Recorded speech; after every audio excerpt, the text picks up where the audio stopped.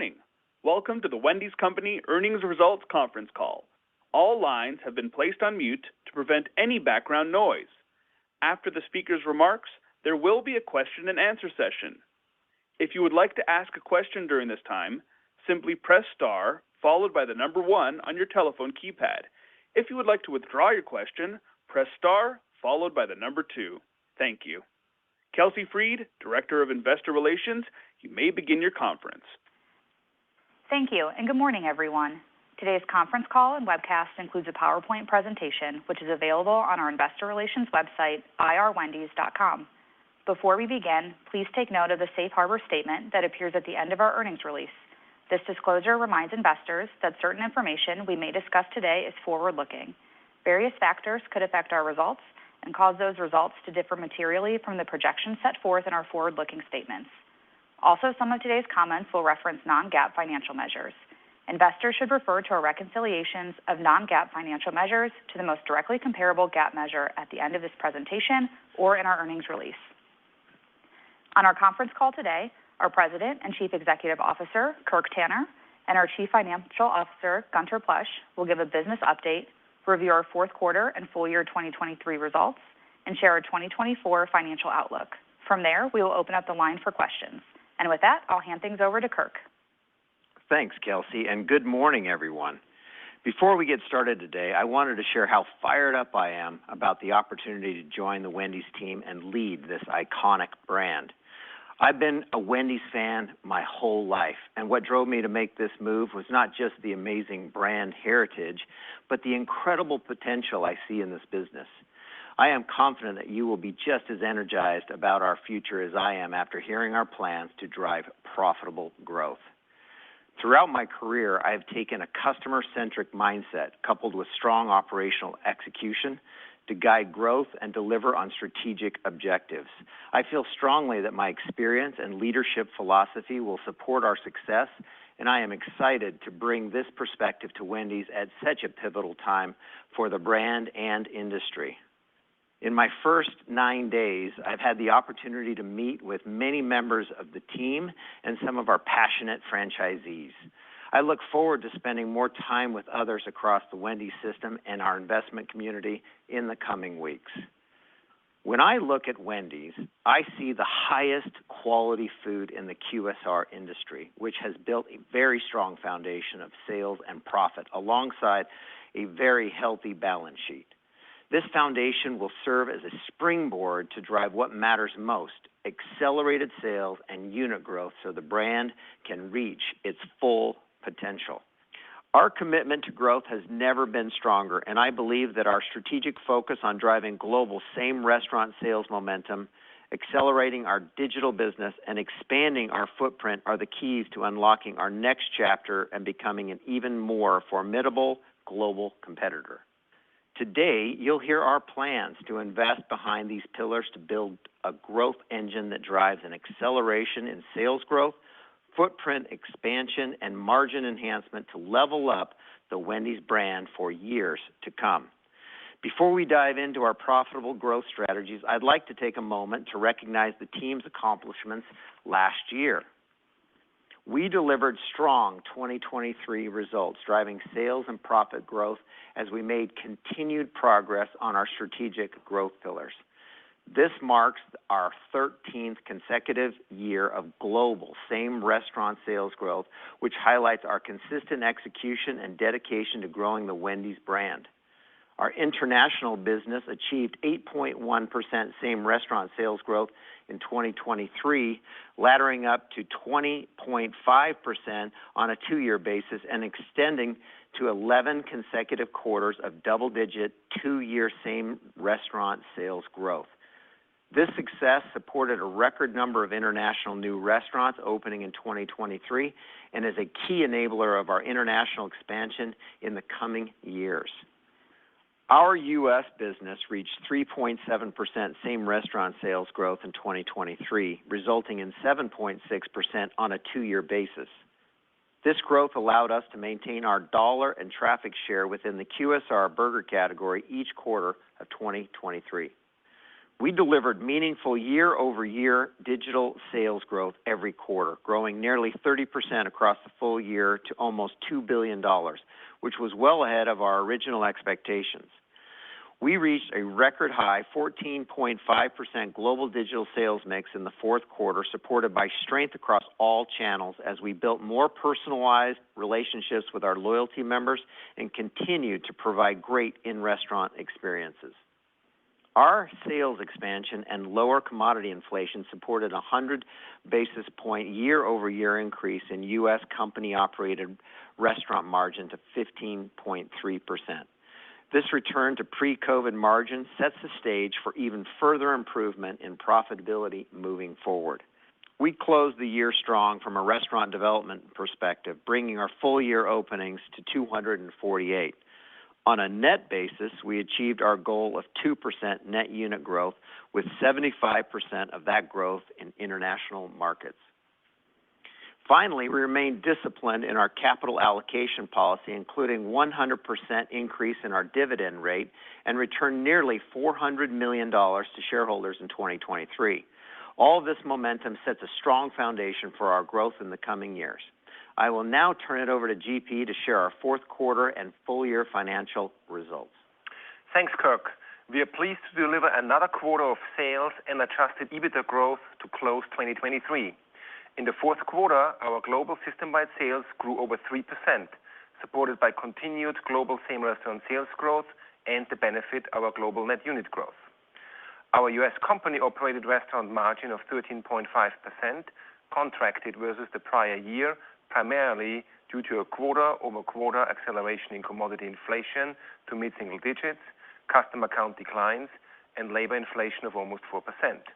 These were partially offset by the benefit of a higher average check, driven by cumulative pricing of approximately 4.5%.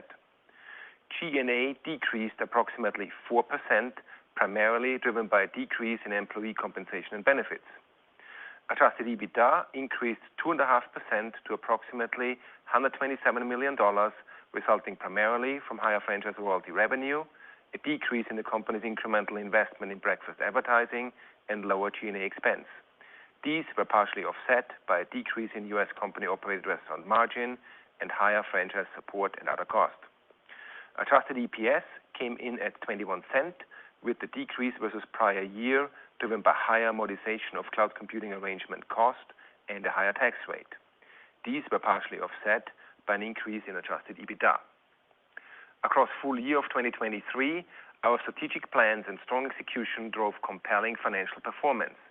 Our global system-wide sales grew 6.1%, supported by the mid-single-digit global same-restaurant sales growth alongside our 2% global net unit growth. Our U.S. company-operated restaurant margin of 15.3% returned to pre-COVID levels despite ongoing inflationary pressures.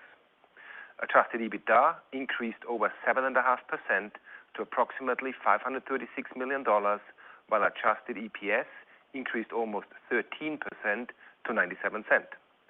Finally, free cash flow increased 29% to approximately $274 million, further demonstrating the high cash flow generating abilities of our business. With that, I'll now turn it back over to Kirk to talk about our plans to drive growth in 2024. Thanks, GP. As I said earlier, I am excited to begin this chapter for the Wendy's brand with a focus on accelerating our global growth, delivering significant restaurant margin expansion, and driving long-term shareholder value. Now, let's turn to our growth plans across each strategic pillar.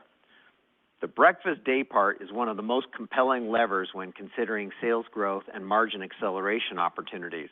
We can grow our breakfast business significantly without adding incremental labor, which drives meaningful improvement of our restaurant economic model. To fuel the acceleration of this day part to new heights, we are planning to invest approximately $55 million of incremental company advertising in the U.S. and Canada, split evenly over the next 2 years. This investment will further amplify our plans and support an always-on approach across media, partnerships, and activations as we tell our breakfast story. We are on a mission to ensure everyone has tried breakfast at Wendy's, because we know from experience that once customers try our fresh cracked eggs and crispy bacon, they will be back again and again. The level of quality we provide on our breakfast menu supports our highest customer satisfaction scores, and we are now driving further growth at the day part by providing our amazing food at a great everyday price, alongside craveable innovation throughout the year. I've had the privilege of meeting with some of our growth-minded franchisees, and I can tell you they are all in on breakfast and are committed to further supporting our investments by doing everything they can to execute at the highest level in the morning. We expect our investment and plans will drive a 50% increase in weekly U.S. breakfast sales per restaurant over the next 2 years as we charge forward on our journey towards earning our breakfast day part fair share of approximately $6,000 weekly per restaurant. We also have plans in place to double down on what makes Wendy's brand iconic. First, one of our biggest competitive advantages is our fresh, never frozen beef that we use on every hamburger every day. Nobody delivers this level of quality at the scale that we do, and we will once again utilize March Madness as a high-impact platform to remind fans of this key Wendy's difference. Second, we will continue to lead the category in ownable and innovative programs that drive both traffic and check. In 2024, that means new premium flavors and builds on our popular Made to Crave platform. It means big news on Frosty, including new flavors that will drive special visits and add-ons to existing orders. And it means game-changing innovation on our chicken lineup. Finally, we will continue to leverage our very ownable Biggie Bag platform to offer compelling everyday value.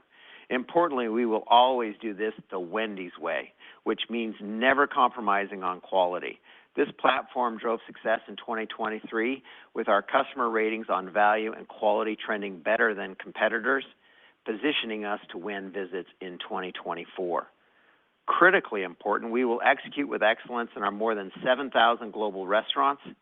In 2023, we made great progress on customer satisfaction, taste, accuracy, and speed, and we will continue to elevate our in-restaurant experience to delight every customer every day.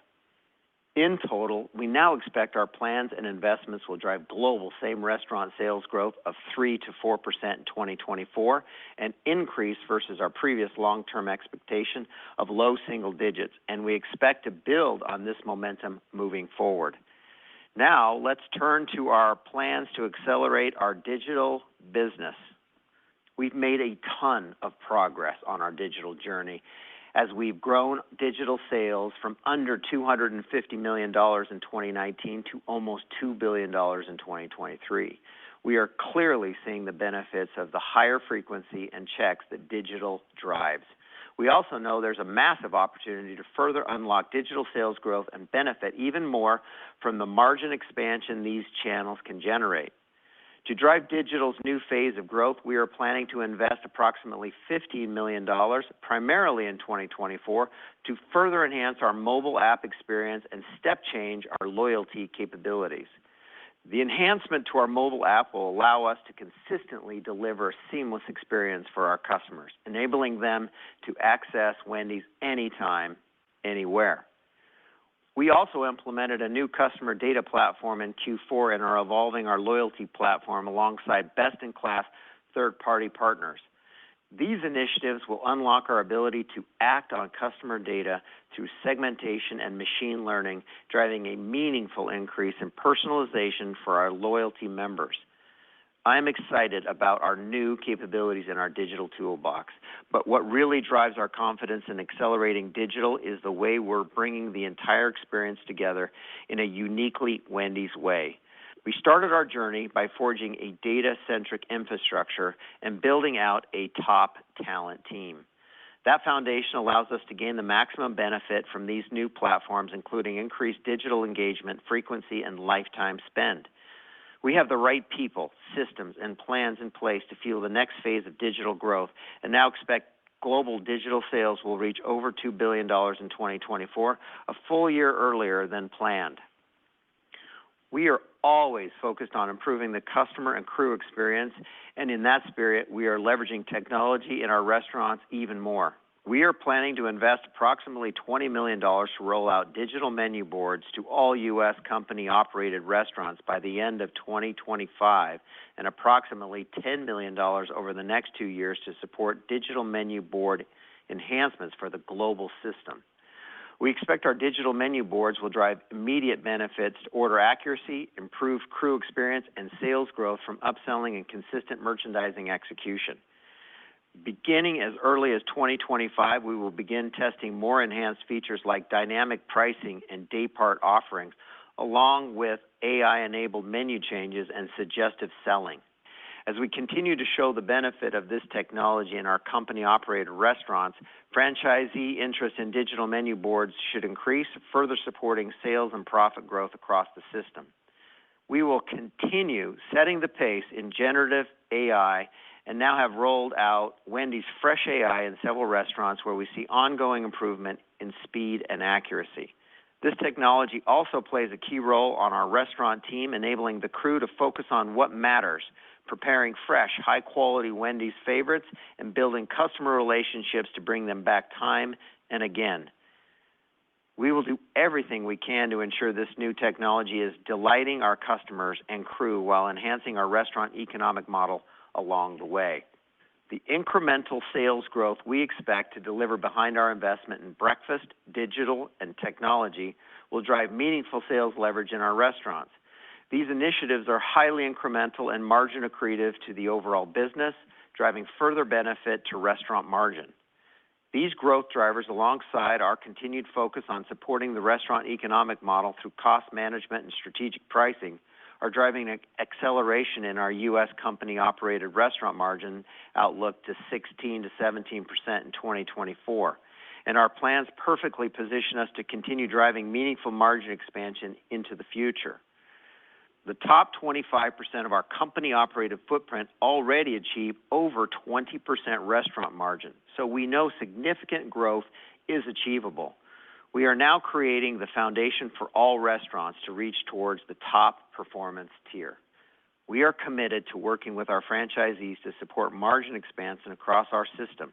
This drives both incremental profit for our current footprint and improvement in new unit economics, which further supports our global footprint expansion. Our expected restaurant margin expansion will improve new build paybacks and drive increased financial health across our system, increasing development appetite from new and existing franchisees over time. But we aren't waiting to accelerate our unit growth. We are fueling growth now with continued support of our global expansion plans.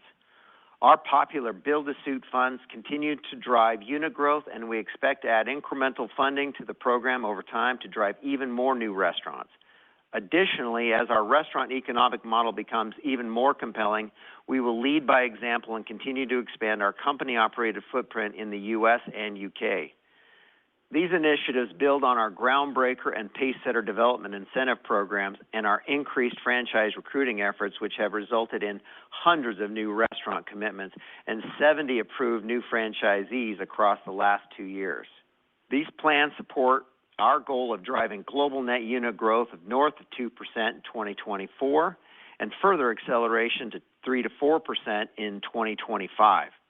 As of today, we have over 90% of our new restaurant pipeline through 2025 committed under a development agreement. This represents a 20% increase versus our position in the previous quarter, further solidifying our confidence in achieving our development goals.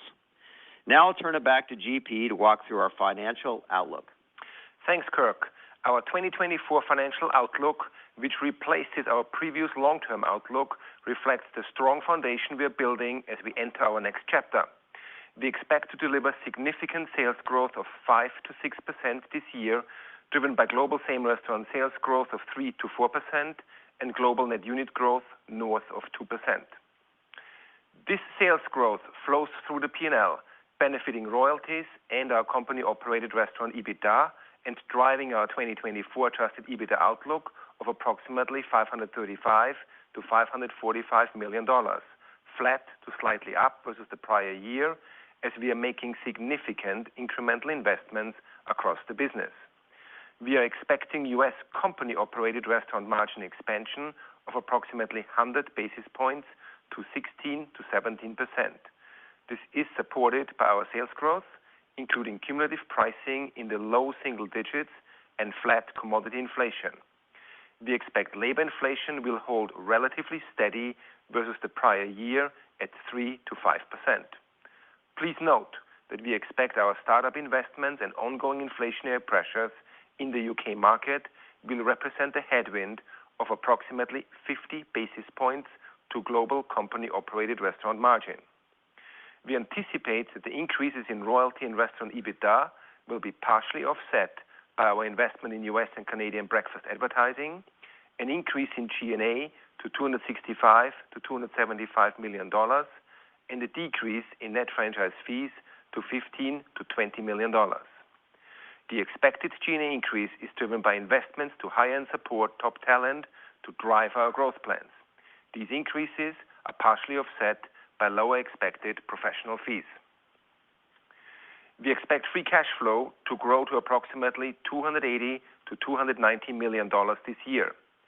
We expect this will be driven by lower cloud computing arrangement cash outlays of approximately $25 million, as both phases of our ERP implementation have now been completed, an increase in our core earnings, and cash received for development activities and services provided to franchisees. We anticipate these benefits will be partially offset by an increase in CapEx to $90 to $100 million, driven by the rollout of digital menu boards to our U.S. company-operated restaurants, investments in our mobile app, and an increase in company new builds. To close our 2024 outlook discussion, we expect an increase in our adjusted EPS in 2024 to 98 cents to $1.02, primarily driven by an increase in adjusted EBITDA and lapping a decrease in investment income in the prior year. These are partially offset by lower interest income, driven by an expected decrease in our cash balance as we invest in the business for growth, and an increase in amortization of cloud computing arrangements. We're building a profitable growth engine behind our investments to drive continued sales and margin expansion, supporting earnings and cash flow growth for years to come. Finally, I'd like to highlight our capital allocation policy, which remains unchanged. Investing in growth remains our number one priority, and that is clear through the investments we are making to fuel our strategic growth pillars. Secondly, we are committed to sustaining an attractive dividend. We announced today the declaration of our first quarter dividend of 25 cents per share and expect a full-year dividend of $1 per share in 2024. As we turn our focus to growth investments and maintaining an industry-leading dividend yield, we plan to allocate less cash over the next year to share and debt repurchases. We have approximately $310 million remaining on our $500 million share repurchase authorization expiring in February of 2027 and approximately $20 million remaining on our debt repurchase authorization expiring this month. We remain fully committed to delivering our simple yet powerful formula. We are a predictable, efficient growth company that is driving strong system-wide sales growth on the backdrop of positive same-restaurant sales and expanding our global footprint. This is translating into significant free cash flows, which supports meaningful return of cash to shareholders through an attractive dividend and share repurchases. With that, I will hand things over to Kirk. Thanks, GP. I couldn't be more excited for what's ahead of us at Wendy's as the investments and plans we announced today position us to drive growth across our strategic pillars. These plans are specifically designed to complement each other in ways that build Wendy's fandom and bring more customers into our restaurants more often. Our plans and investment enable us to delight our customers with high-quality menu items, exciting innovation, and compelling value across our day parts, fueling an increase in our 2024 global same-restaurant sales expectations to 3 to 4%. They allow us to build personalized relationships with our fans and make it easier for them to access the brand anytime, anywhere, enabling us to reach our global digital sales goal of over $2 billion a year earlier than planned. And they drive our global footprint expansion, bringing more Wendy's restaurants to the world and empowering our net unit growth acceleration to 3 to 4% in 2025. Wendy's already has a strong track record of growth, and now we are solidifying that foundation with the right investments at the right time to drive us to the next level. In the coming months, I am committed to working alongside the Wendy system to build a robust, profitable growth plan that will unlock the full potential of this iconic brand. With that, I will hand things over to Kelsey to share our upcoming IR calendar. Thanks, Kirk. We're excited to get on the road and introduce many of you to Kirk, who will be attending all our investor events this quarter. To start things off, we have an NDR in Boston with Piper Sandler on March 7th. We'll then attend the UBS conference in New York on March 13th, followed by the Citi conference in Orlando on March 21st. Lastly, we plan to report our first quarter earnings and host a conference call that same day on May 2nd. As we transition into our Q&A section, I wanted to remind everyone that due to the high number of covering analysts, we will be limiting everyone to one question only. With that, we are ready to take your questions. Ladies and gentlemen, if you'd like to ask a question, please press star one on your telephone keypad. That's star one on your telephone keypad. We do have our first question, comes from Danilo Gargiulo from Bernstein. Danilo, your line's now open. Thank you. And first of all, Kirk, welcome aboard. Quick question on the unit growth expectations for 2024. You've just recently been into the business. Can you help us understand, in your view, what has prevented Wendy's from potentially accelerating the unit growth development in 2024? And why are you excited about the growth development potential in 2025 and beyond? Danilo, nice to meet you. Thanks for the welcome. Yeah, in 2024, we're excited about our expansion. I think the first thing to think about is between 24 and 25, we have 90% commitments through our development plan. So that gives me a lot of confidence. In 2024, we see north of 2%, which is an acceleration on 2023. I feel really good about that, and I feel really good about 25 and beyond because we've got that momentum, and we can see that momentum moving into the future. That gives me a great deal of confidence. Our next question comes from Joshua Long from Stephens Inc. Joshua, you may proceed with your question. Great. Thanks for taking my question. Curious if you can talk a little bit about the breakfast sales trends to date, and interested to hear about the incremental marketing that you're going to be focused on to drive that awareness in 2024 and beyond. Curious, kind of maybe with the second round of investment, what we've learned or what you all have learned from the first round, and maybe how it might differ as you seek to drive the overall awareness of the category. Good morning, Josh. Yeah, on breakfast, we're really happy with our breakfast business. As you know, we are in it since 4 years. We have now created the number 3 market position in the United States, and there's a lot of opportunity, right? As you have heard on the prepared remarks, our fair share on this business is $6,000 per restaurant per week. We are definitely, with that investment, growing sales by about 50% in the next 2 years. And how do we do that, right? We definitely are doing more innovation. You have seen us launch a breakfast burrito that will resonate well with consumers.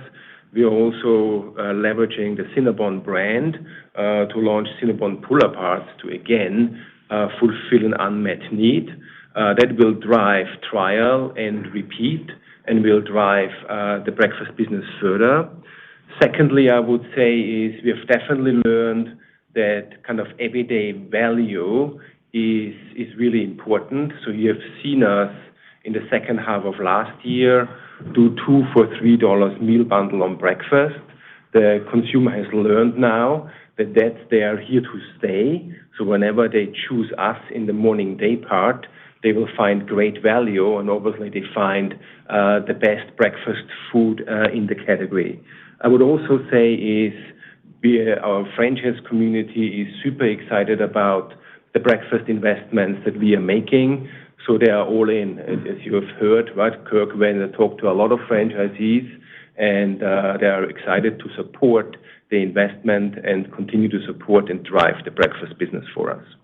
Yeah, just let me add a few things. Look, this is the most compelling growth opportunity for Wendy's. And with the investment, the innovation, and the excitement from the franchise community, this is a real opportunity for 2024 and 2025. So you think about our SRS growth, this represents about a third of the growth just in breakfast. So it's certainly a big bet for us, a lot of upside for us, and we really have system excitement. So I'm really excited about this opportunity. Our next question comes from Jon Tower from Citi. John, your line's now open. Great, thanks. Maybe just following up on the breakfast piece.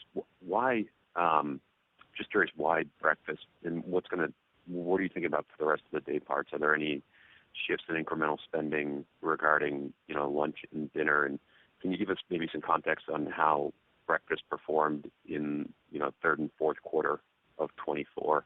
And maybe just reiterating Josh's question, how it looks quarter to date. Yeah, John, on the breakfast side, right, I think we spend enough time answering the question. And again, we are liking it because it's obviously super incremental from a profitability point of view for the franchisees and for us. We can add 50% of sales without really adding any additional labor. So it's a great driver for restaurant economic model. I would say on rest of day, obviously super important for us.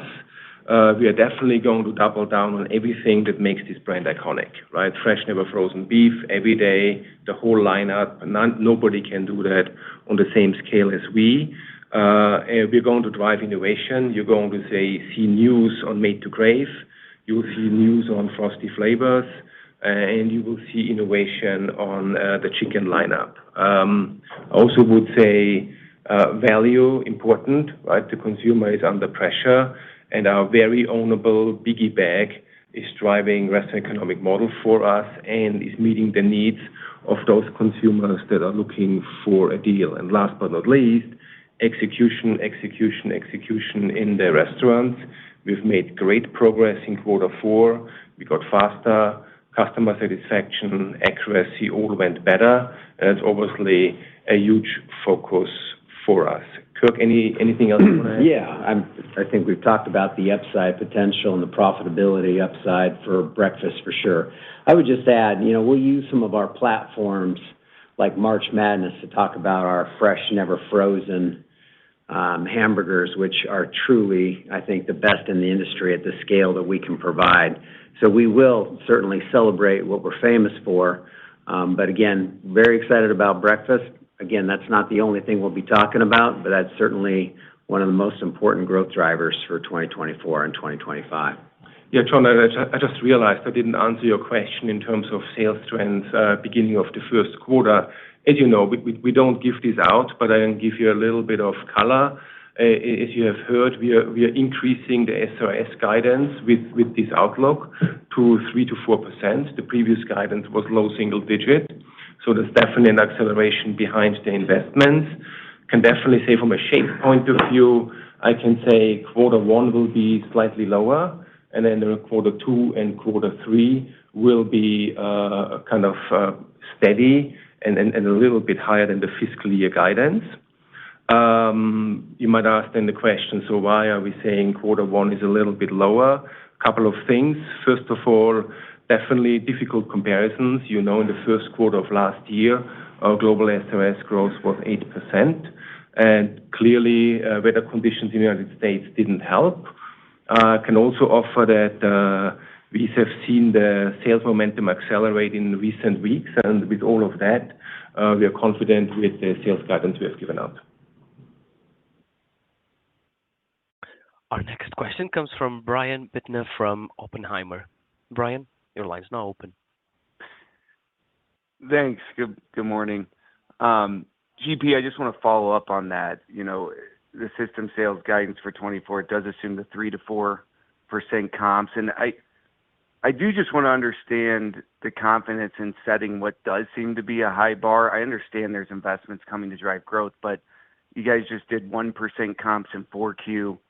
2% comps on average the last couple quarters. Pricing's rolling off.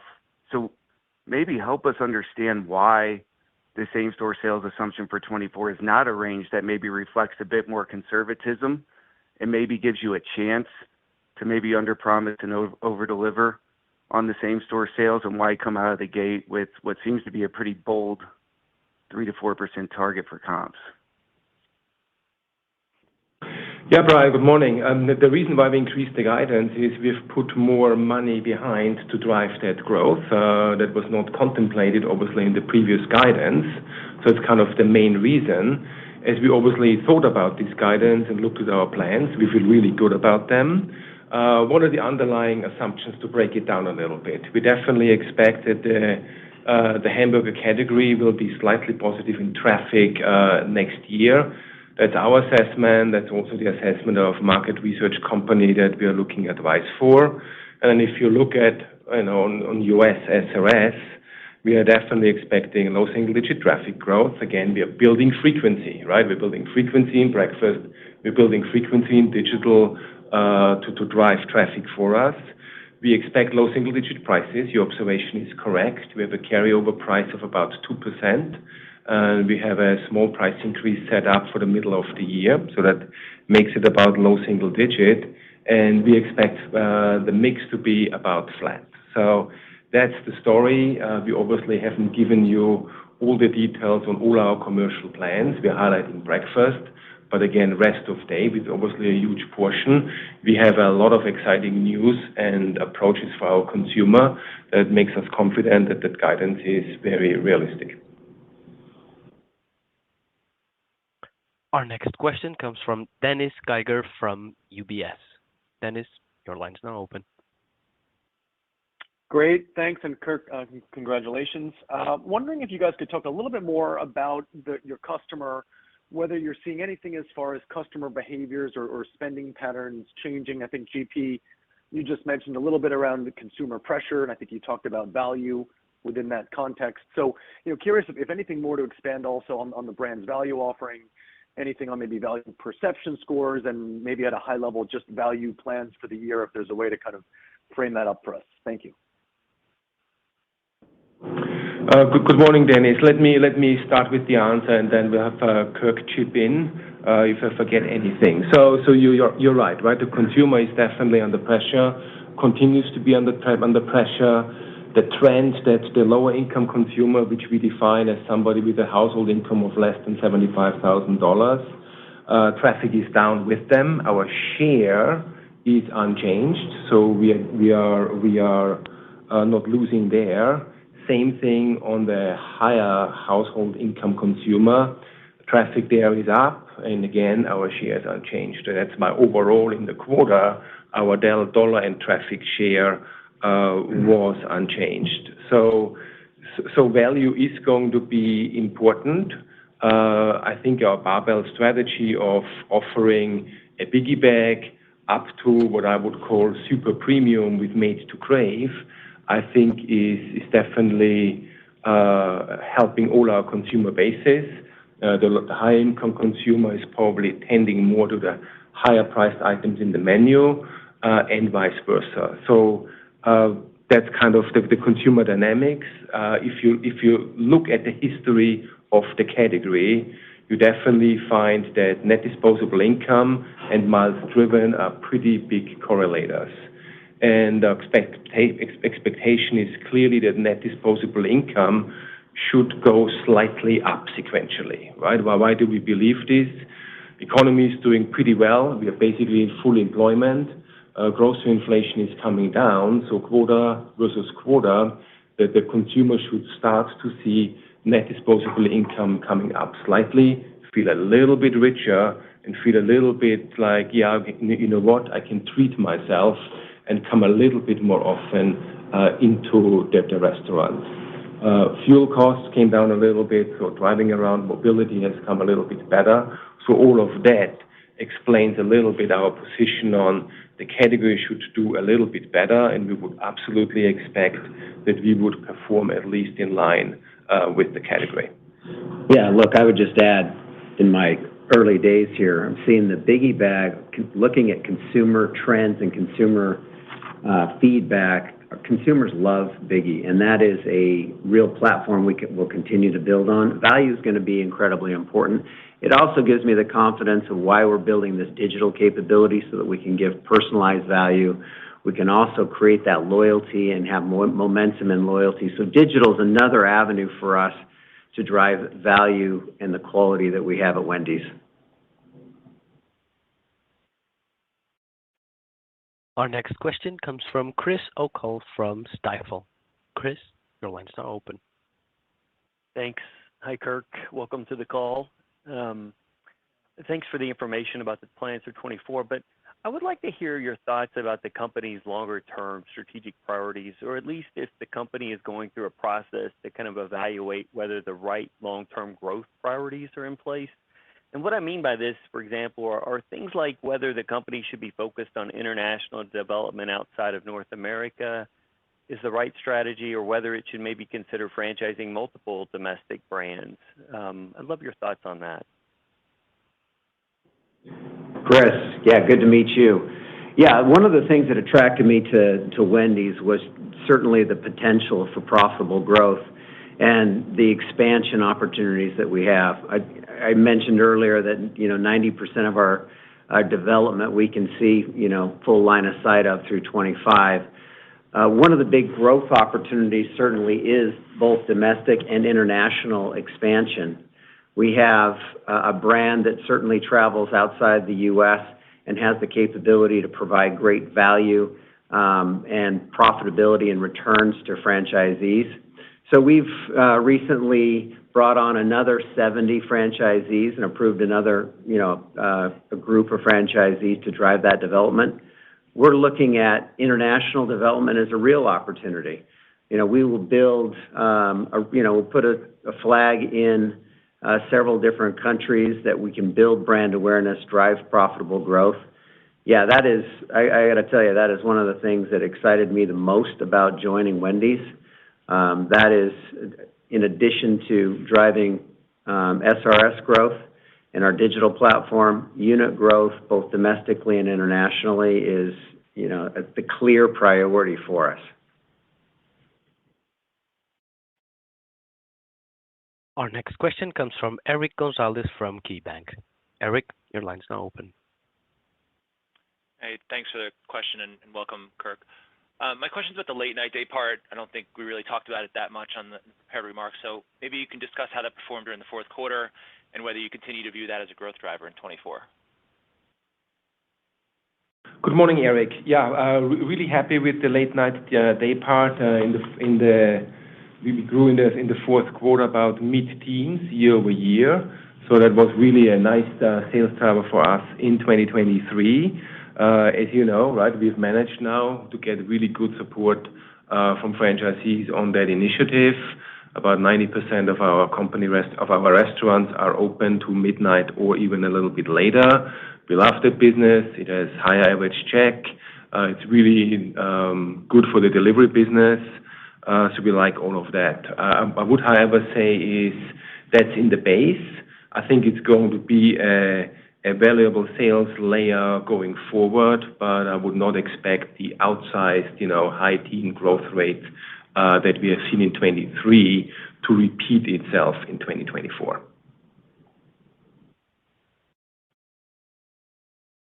Our next question comes from John Ivanko from JP Morgan.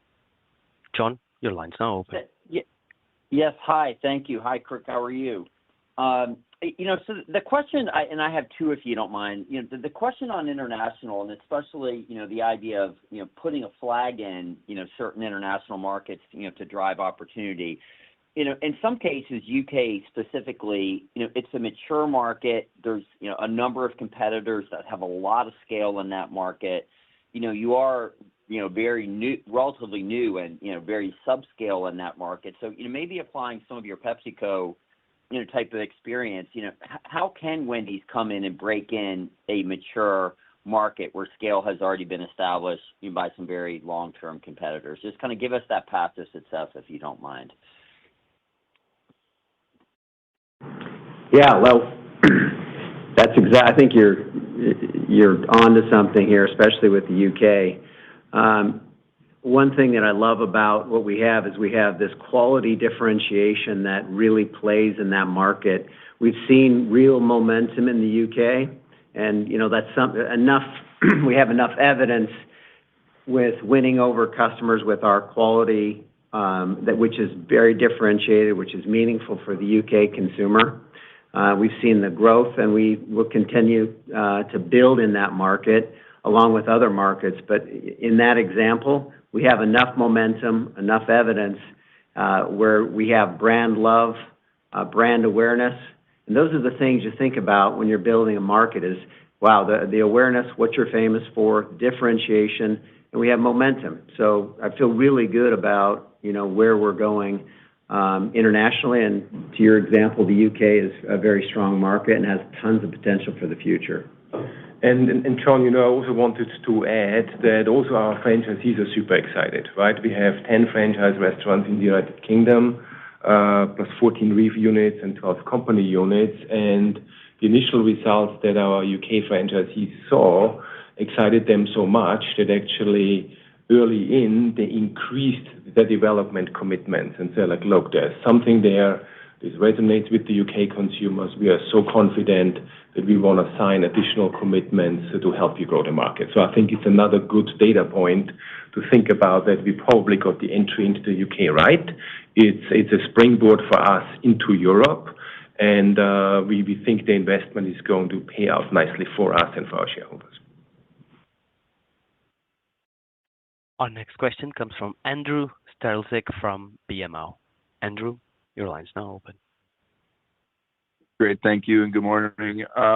My question's on the restaurant margin outlook you provided for the U.S. business, obviously expecting some nice margin expansion there. So I guess I was just hoping you could break that down a little bit. How much are you expecting that breakfast is going to contribute in 24? How much visibility do you have on the commodity inflation side, the flat that you mentioned? And, as you think about balancing value and premium, I don't know if you're expecting mix to be a positive contributor or negative. I'm just curious for a little more texture on the margin outlook. Thanks. Good morning, Andrew. Yeah, we'll feel really confident about the guidance of 100 basis points up to 16 to 17%. It's definitely sales leverage, right? So the 50% growth of breakfast over the next 2 years drives some of the profitability. Same with digital, right? As you know, check remains elevated versus the non-digital check that drives things for us. We have a couple of projects out there on kind of pure cost management to help get margin expansion going for us.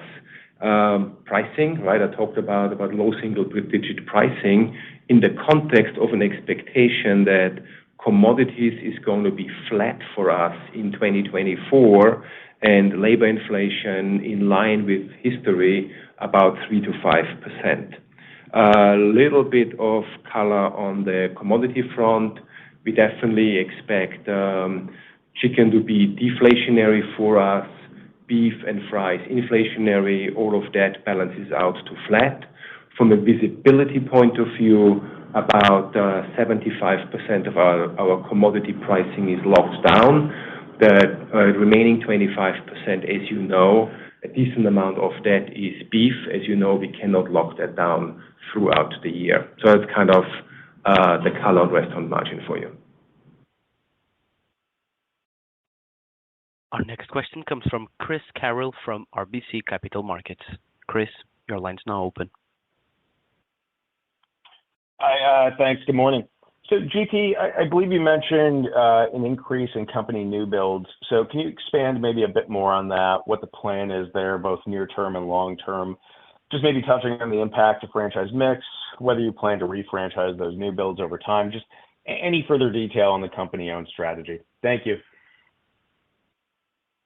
Yeah, good morning. So overall, it's not a departure of our strategy. It's a little bit of leaning in, putting our money where our mouth is. We're going to stay asset light. As you know, our company restaurant ownership is about 5.7% at the end of this last year. It will hover around with the growth of the rest of the system to about the same level. You can definitely expect that we are going to continue to build out the UK footprint. So that's about, we're sitting at 12 restaurants currently. In the next couple of years, you can expect a growth to about 20 restaurants. We're also going to build out some of our existing markets in the U.S. a little bit further. So that's kind of the color on us leading in. It is not a departure from an asset-light structure. We are just demonstrating to franchisees that there's money to be made. There's a great financial return to be had when you build restaurants these days with the margin structures that we have and the AOVs that we have and the margin outlook that we have.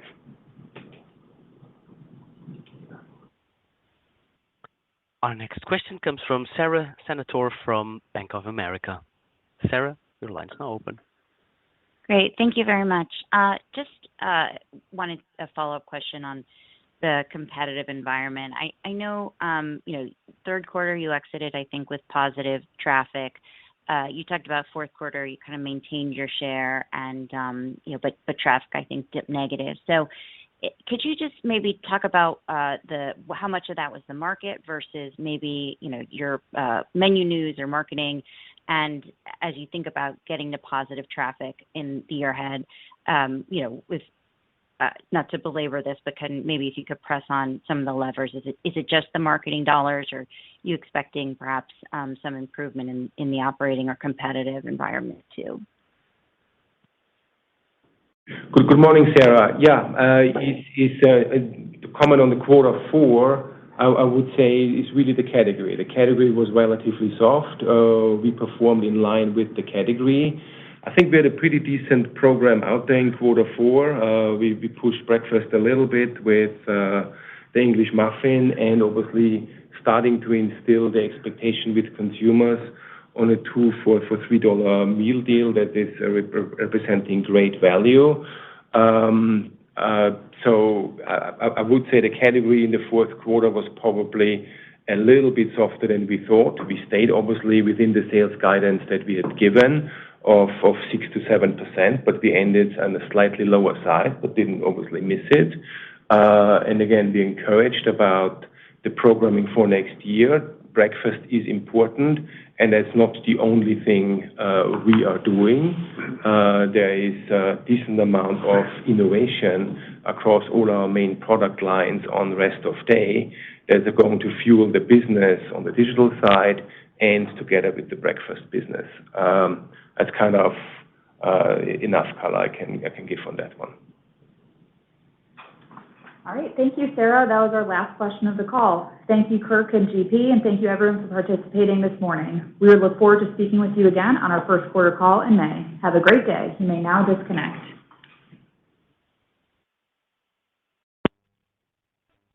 Ladies and gentlemen, this concludes today's call. Thank you for joining. You may now disconnect your lines. Thank you.